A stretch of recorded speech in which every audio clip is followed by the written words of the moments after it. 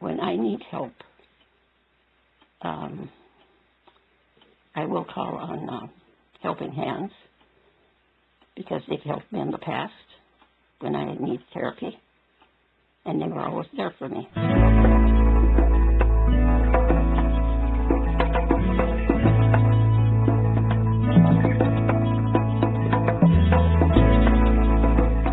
It's amazing to me as I reflect on the first 10 years of our existence that it was that long ago.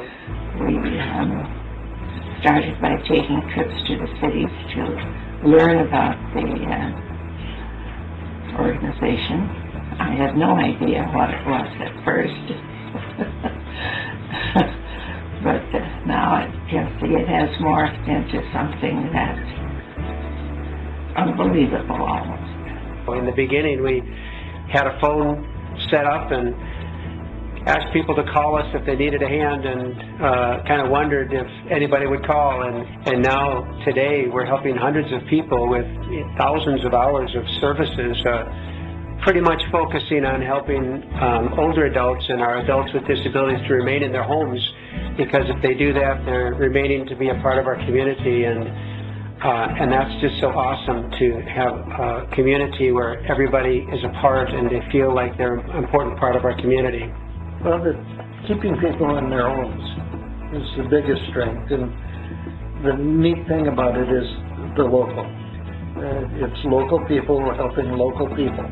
Helping Hands is local, you know, and so first of all, you don't have a lot of driving to do, and you want to help locally. That's where you want to see your money going. You know, that's where, you know, the people know you, you know them. It gets to be more of a community that way. Well, the organization exists, Helping Hands exists to keep the community together, so we don't lose the benefit of the senior citizens.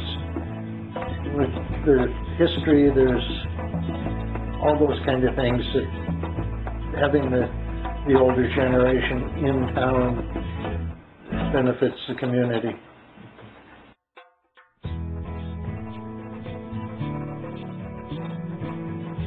My name is Wallace Jacobson, and I'm just exercising in the dancing class, and I sure enjoy it, and I have a hard time keeping up to these ladies because they're really good. I've been one of the original people that have joined this exercise class. And the reason I joined it was because when I saw the newsletter, I thought, you know, I knew I needed exercise because I always felt better. Well, we start at 9:15, and we finish at about 10:30 and sometime a little later. And when we start a new line dance, then it takes a little longer, and we are going through many different line dances, which is nice. We do all kinds of stretching, and it really loosens me up, and because sometimes my body is stiff, and when I get through, I feel good. I am Linda Brett, and I have been with Helping Hands now for about 6 years as a program assistant. And some of my duties include working with the newsletter, putting that together, getting all the information. We started the Surrey project about 4 or 5 years ago, so our elders could get out on the new Wobegon Trail that we have coming through Holdingford. One of the things that's been really exciting in the last 2 years with Helping Hands is we've expanded to really promoting health and wellness among our elderly people and our adults with disabilities.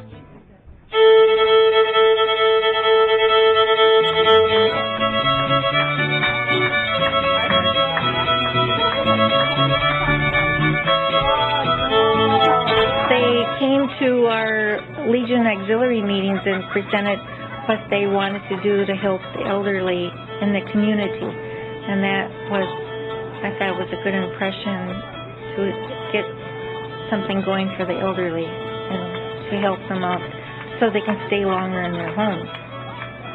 I help volunteer for the Helping Hands luncheon. Well, first of all, the luncheon is a gathering the senior citizens, and they do an entertainment section, visiting Sometimes they'll have music, different health things that show them how to do it, or, you know, exercises or whatever.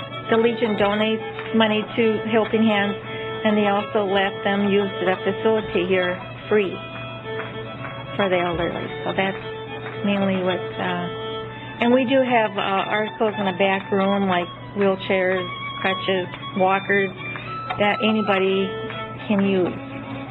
Well, it's a great get-together, and I think it's marvelous because I think many of these people would not get out and get to talk with one another. They stay in their homes, and we meet other people in the community, and we find that even people from outside of the community is coming, and that's great fun.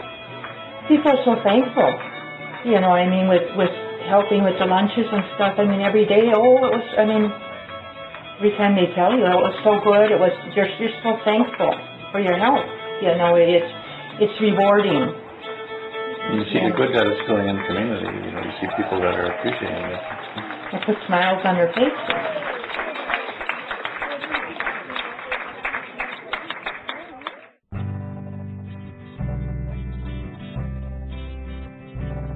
In Holdingford, we don't have a nursing home. We don't have an assisted living anymore. That's closed down.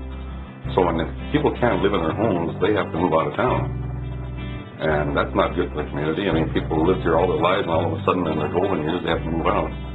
When I first started, I was just sort of looking for a part-time job, just something to kind of do, and I got involved with the luncheons, and I thought, well, you know, this will be kind of fun, and then I started, and then I got to thinking, you know, why do we need Helping Hands? You know, I mean, don't people have kids and families that give them a ride or wherever? And you come to find out that no, they don't. You know, they don't have family. A lot of them don't have family around here or close by that can take them to doctors or can help them with their housework or yard work, keeping them safe. You know, putting in the grab bars and make sure their railings and everything are good, or if they need a ramp. It really opened my eyes of what we do here. Helping Hands helped me in the year 2006 when it was after my father had died, and I had to take care of my mother, and I couldn't seem to be able to get away from her with not having somebody take care of her while I am gone getting groceries and just getting away from everything. The caregiving support group has helped me a lot. What they're doing for the group and the discussion sessions that we have, the workshops that we have, has helped me tremendously. I feel that I would not know what to do with Mom if I wouldn't have some of the support and foresee what's going to be happening to her.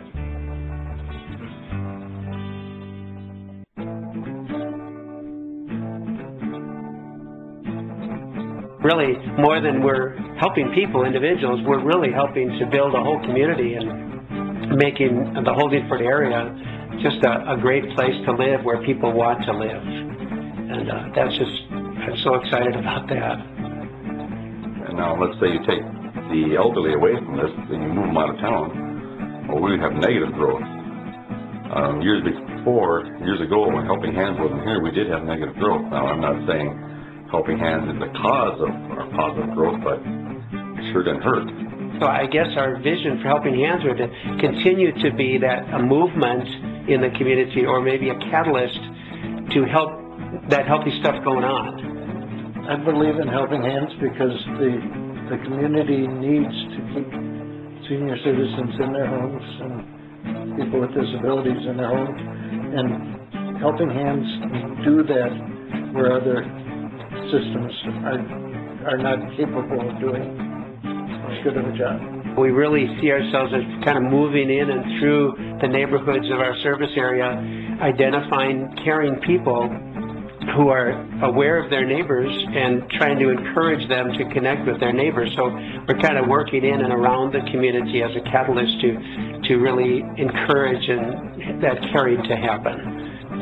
I guess I would, basically what I have been saying is that they're out there to help the elderly or whatever help they need in. And, you know, there's so many programs out there that they know about it and they'll reach out to help you.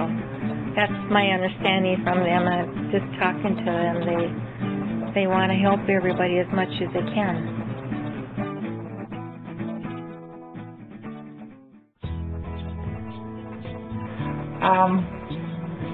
I encourage people to help when I see people that need help, because I've lived here and I know so many of them, and I might be that age someday. Well, I'm already 76, but I think that if you realize how important this is, that if somebody needs help, you know, and someday I won't drive, I'm sure, and I'll need rides and other things. I would say if you don't know about Helping Hands, I would encourage you to call the office in Holdingford here and give them a call, and they will try to help you where you need help. If I could say something to the next generation, it would be to volunteer to help us keep Helping Hands going, because someday you may need that help yourself. It's in our DNA that we can do it ourselves. It takes a while for people to realize that, no, I can't do it myself. I mean, it's either I need the Helping Hands to help me out, or I have to move out and go to a nursing home or assisted living. I mean, those are your options. The elderly who need help shouldn't be afraid to call, ask for it. A lot of it's not public. I